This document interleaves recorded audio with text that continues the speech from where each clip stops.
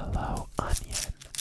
We have this fairly large yellow onion that I am splitting in half, but keeping the root piece intact, so we don't cry as much when we slice it up. Now dicing the onion into these chunks.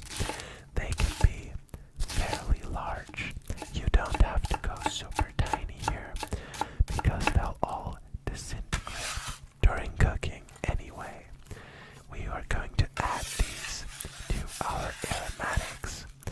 And now there is one more aromatic that we'll also add beside the Holy Trinity, that being some garlic. As Isaac Toups puts it, the garlic is the pope to the Holy Trinity of the bell pepper, the celery, and the onion. We are peeling these Chinese whole garlic cloves. I think these are just super easy to work with because whenever you peel this garlic, you already have quite a substantial amount. You don't need to peel a bunch of individual cloves, which can get really annoying. So we slice and dice up this bulb of garlic and add it to a separate bowl because we are going to add it a bit later in cooking than the other aromatics. Now, it is quite hard, slash maybe impossible, to find andouille sausage here in Austria, so I opted for some other smoked sausages, which I think will work very, very well in this gumbo. They have a very nice, smoky, salty taste to them, and we're also going to slice some up in a more diagonal way and some in a more straight cut way to have a bit of a textural difference. Moving those to the side, and we now cut up some chicken thighs. I always prefer chicken thighs because they are just so much moister, so much more moist when you cook them for a longer period of time. Chicken breast just gets way too dry. We now move to the stovetop, adding quite a bit of oil and opening a bottle of beer. I am using Stiege beer, but I'm not really much of a beer drinker, so we're adding all of it to the gumbo. Now, start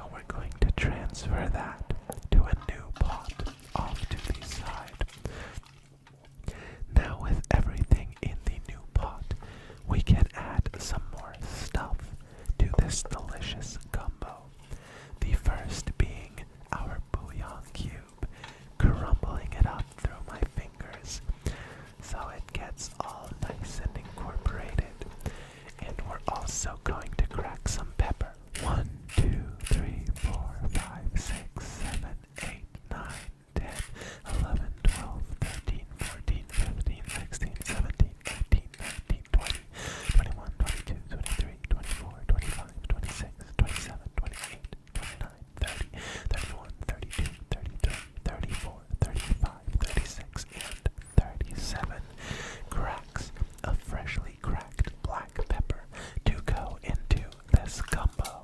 And we're also going to add a couple of bay leaves, dried bay leaves, and some fresh twigs of thyme to this gumbo. And now we are going to let that cook for quite a while.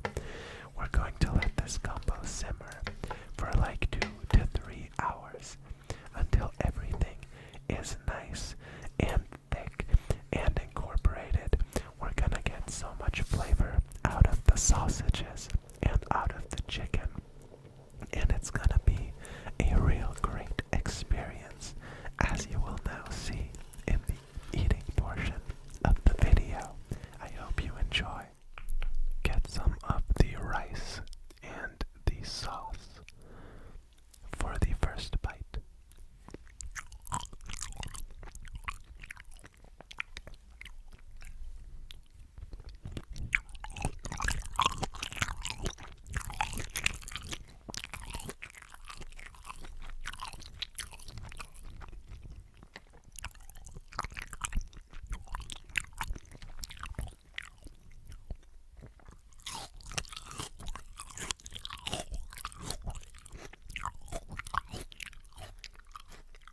It has a very rich taste to it, probably because of the dark roux.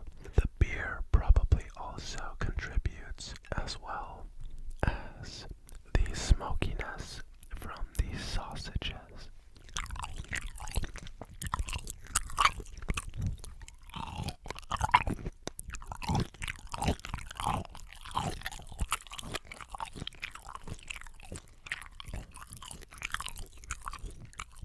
I hope you don't mind that I added some of these tiny prawns last minute. I was always planning on adding prawns.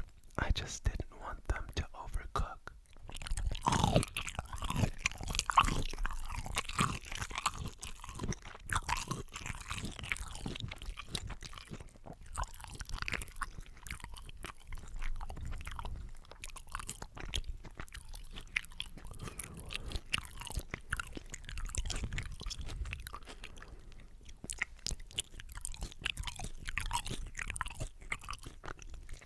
To be honest, I think the most out of place thing in this dish is the rice. I don't really get the rice.